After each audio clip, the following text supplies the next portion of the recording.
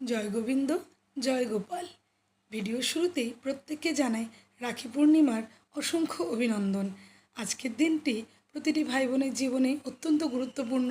সারাটা বছর আমরা অপেক্ষা করে থাকি এবং আমাদের কচিকাচারা অপেক্ষা করে থাকে এই দিনটির জন্য। সেই মতোই সকাল থেকে উঠেই কিন্তু আমাদের তোড়জোড় শুরু হয়ে গেছিল, কেননা শুভ মুহূর্তের মধ্যেই কাজটি সম্পন্ন করতে হবে। তাই নিজের ঘরের পুজো সেরে গোপালকে আমি রাখি পরিয়ে তারপর দুই ভাই বোনকে বসিয়ে দিয়েছিলাম রাখি পরানোর জন্য। দেখতেই পাচ্ছ ভিডিওতে আমার সোনামণি ওর ভাইকে রাখি পরাচ্ছে।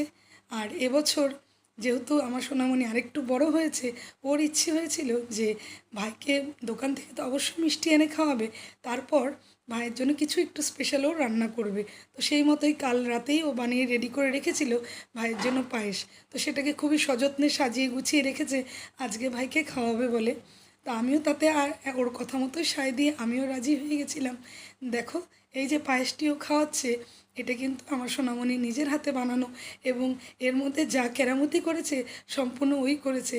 প্রথমে ভেবেছিলাম বোধহয় খেতে ভালো হবে না, তবে সত্যি বলছি এত দারুণ হয়েছে। হয়তো এর মধ্যে ওর যে নিজের মনের ভালোবাসা, ভাইয়ের প্রতি একটা টান আছে, তার দরুনই বোধহয় এই পায়েসটির স্বাদ মনে হয় আরও 3 গুণ হয়ে গেছে।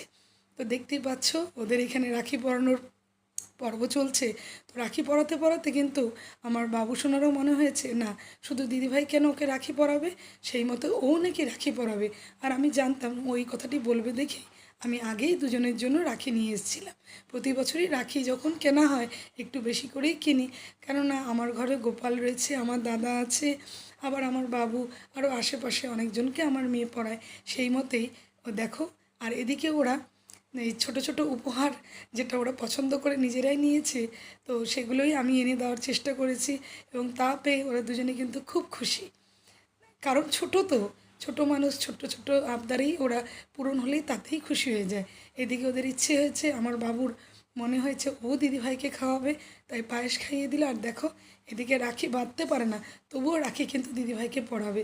এ যেন এক অটুট সম্পর্ক, অটুট বন্ধন।